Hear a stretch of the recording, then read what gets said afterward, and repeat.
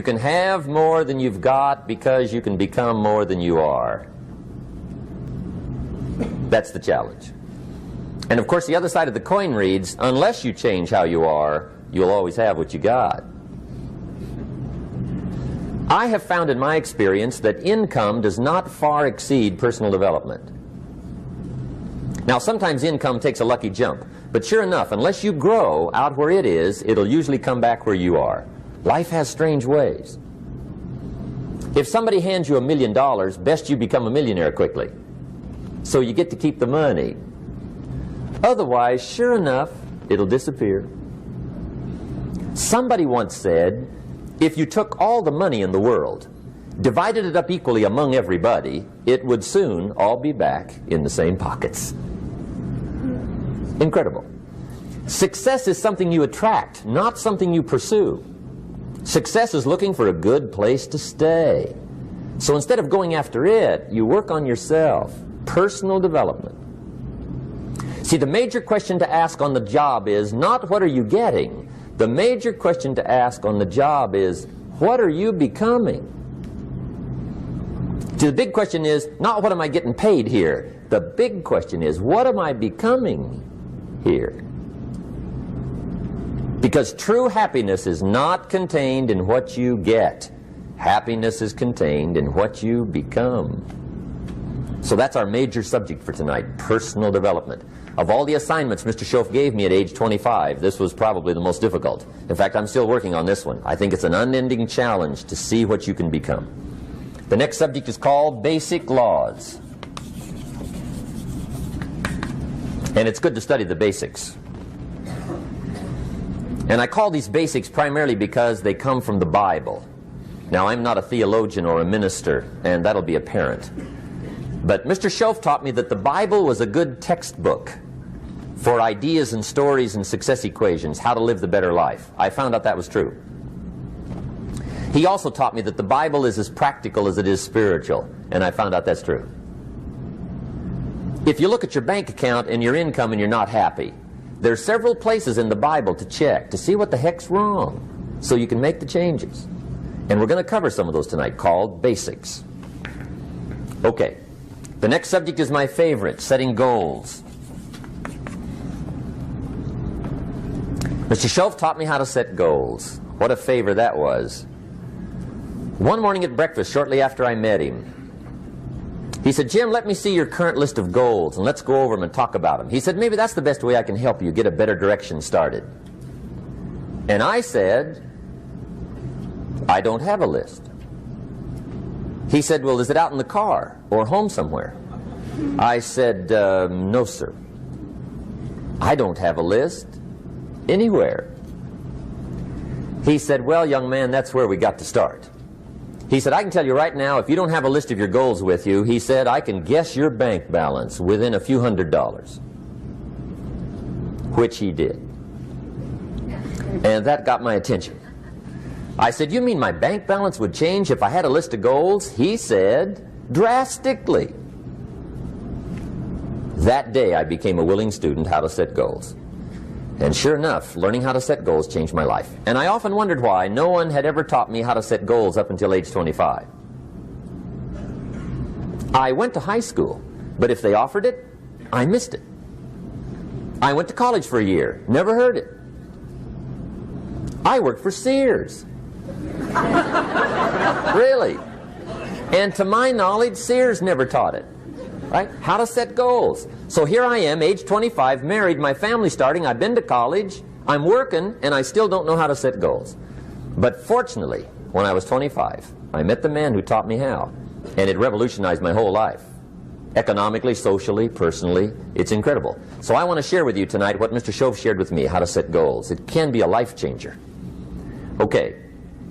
The next subject is the negative part of the seminar. Life is part negative, so we got to talk about the negative. And this subject is called diseases of attitude. Diseases of attitude. There's a lot of things that can wreck your chances to do well. We live in a rather dangerous world, so you got to be not only wise, you got to be careful. Now, attitude diseases are just as bad as physical diseases, right? High blood pressure, heart trouble. I mean, a lot of things will ace your chances to do well. So you've got to be careful. And attitude diseases are deadly. I mean, they'll destroy all the good things you start. Okay? So we'll go through those attitude diseases, how to spot them, how to look for them, what they are, and the cure. And I'm a pro on these because I've had them all, so I can give you excellent advice on these. Now, the last subject we're going to consider tonight is called the day that turns your life around. The day that turns your life around. And under this subject, we're going to talk about the emotions that can change your life. Human beings are emotional creatures, and emotions are powerful for life change. Now, of course, emotions are so powerful they can go either way on you. Emotions can either build or destroy. So you really have to employ emotions properly. We call civilization the intelligent management of human emotions. If you can intelligently apply your emotions in the right direction, no telling what can happen. Could turn your life around one day would be sufficient. So we'll talk about those. Okay. Now that's a lot to cover in one evening, but we'll keep at it here and see if we can't get it all done. I'd like to have you now jot down the theme of the seminar. Every seminar should have a theme, I guess. We've got one. It's on some of our literature if you happen to notice it, but if you didn't, for your notes, here it is. The theme of the seminar goes like this: the major key to your better future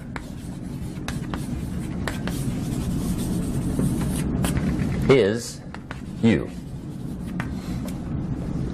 That's the theme of our seminar tonight. The major key to your better future is you. And I'd like to have you underline two words just to give it some added punch. Underline the word major and the word you, so that it reads, the major key to your better future is you. Now, my first suggestion is transfer this to a card or something where you can put it up, where you can see it every day. Preferably put it up where you can see it at the beginning of the day, before you go off to put the day together. This is a good phrase just to glance at, to keep in mind as you're putting the day together. It's called the silent seminar. If you'll just let this talk to you during the day, I found it to be tremendously helpful. The major key to your better future is you.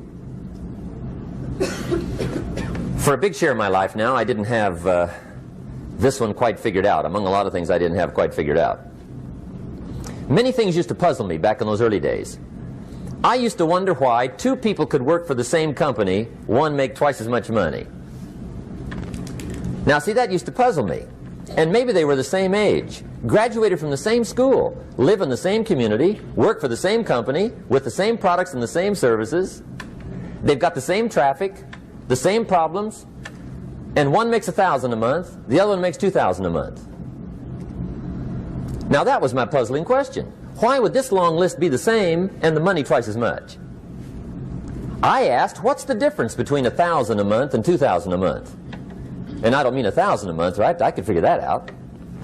But what makes the difference? Why would one person do twice as well, 3 times as well? Speaking economically. Now, I know there's more than one way to do well. I understand that. But in this little narrow area called compensation, what's the difference? Well, back then, with my faulty thinking, I'm trying to reason it out. I thought, well, maybe time makes some of the difference, right? Some people do better because they have more time. I used to say, Harold ought to be able to do well. He's got a lot of time. If I had all of Harold's time, I could do well. Now, that's got to be dumb, right? Number one, you can't get somebody else's time. A guy says to me one time, he says, you know, if I had some extra time, I could make some extra money. I said, then forget it. There isn't any extra time. Hey, when the clock strikes 12 midnight, that about wraps it up, right? I mean, you can look around the gongs there for a little more, but it's over. You say to the guy, what are you doing? He says, I'm looking for extra time. See, they'll come and take you away, right? There isn't any more time. Now, if you can't get more time, which you can't, what could you get more of that would make a difference in economic results? And here's the key word. Make it a part of your notes. We're going to consider it tonight. The word is value. And I have a little phrase for your notes. Value makes the difference in results. Value makes the difference. You can't get more time, but you can create more value. Now here's the first lesson of economics. Everybody should learn it from the time they're old enough to understand what a dollar means. How to earn one, how to get one, how to keep one, what to do with it. First lesson of economics. We primarily get paid for value. That's lesson one. Bringing value to the marketplace, that's how you get paid. You don't get paid for the time. I know it takes time to bring value to the marketplace, but you get paid for the value, not the time. Now, since that's true, here's one of the key questions of the evening. Is it possible to become twice as valuable at the marketplace and make twice as much money in the same time? Could you become 3 times as valuable? Make 3 times as much money in the same time? Is that possible? The answer is yes, if. And it's always if, right? Life is known as the big if. Harry Truman once said, life is iffy. How true. And here's the big if we're going to consider it tonight. It's possible to do much better at the marketplace if you go to work primarily on yourself. And that's the theme of our seminar tonight. Learning to work primarily on yourself. People have asked me for the last 24 years, how do you develop an above average income? And the answer is, become an above average person. Develop an above average handshake. Some people want to be successful, they don't even work on their handshake. As easy as that would be to start on. They let it slide, they don't understand. Develop an above average smile. Develop an above average excitement. Develop an above average interest in other people. Develop an above average intensity to win. See, that'll change everything. Probably one of the most frustrating experiences in life is looking for an above average job with above average pay without becoming an above average person. It's called frustration.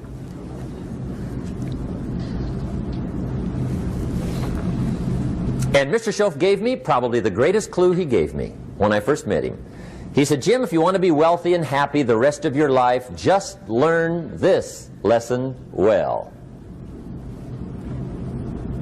He said, learn to work harder on yourself than you do on your job.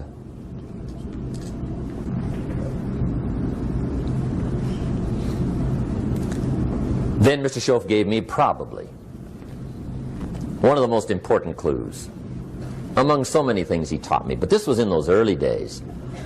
Mr. Shoaff was very kind, but he was also very abrupt. And he had these interesting questions to ask. I'm giving him a little rundown one day on how things hadn't worked out for me. He said, Mr. Owen, I've got the answer for you if you will listen carefully. And listen carefully I did that day and for the next 5 years. If somebody's wealthy and happy, you gotta listen. He said, Jim, I've only known you a short time. But he said, it's already my honest opinion that for things to change for you, you've got to change. That wasn't quite the answer I was looking for. But that's the answer he gave me, and I pass it along to you on this warm summer evening in Anaheim, California, 1981. For things to change for you, you've got to change. Otherwise, it isn't going to change. Before I met Mr. Shoaff, I used to say, I sure hope things will change. Right? That seemed to be my only hope. If it isn't going to change, I'm in serious trouble. And then I discovered it isn't going to change, so I'm in serious trouble.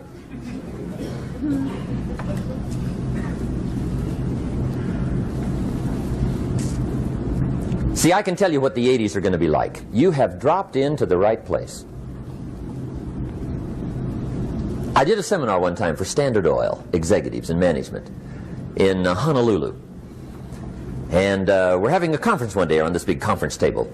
And one of them said to me, Mr. Rohn, you know some fairly important people halfway around the world. What do you think the 80s are going to be like? I said, gentlemen, I do know the right people. I can tell you. So they all listened very carefully.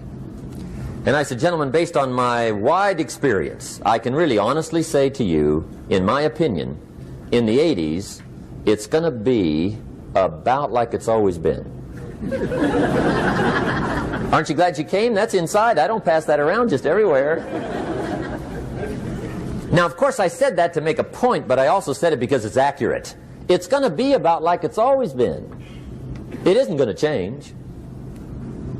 The tide comes in and then what? It goes out.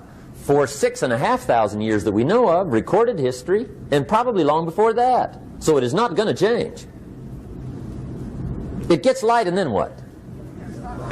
It turns dark. 6,500 years. See, it's not likely to change. And we're not to be startled by that. And if the sun goes down, the guy says, what's happened, what's happened? It means he hasn't been here long, I guess, right? It always goes down about this time.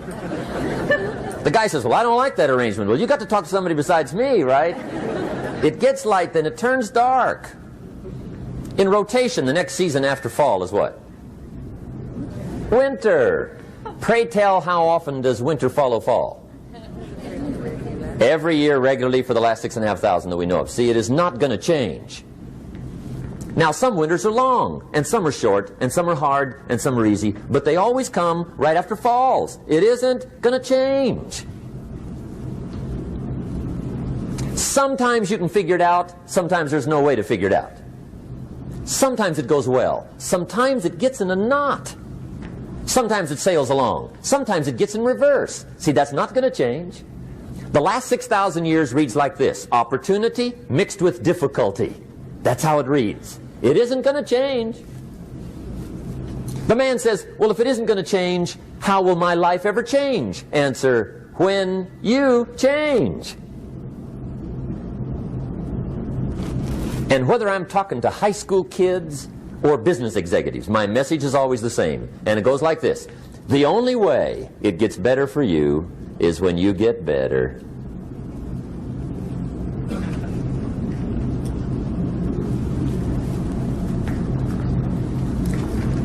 Let me give you the 4 major lessons in life to learn. Here's 4 majors. It's good to study the majors. In our weekend seminar we teach. Some people don't do well because they major in minor things.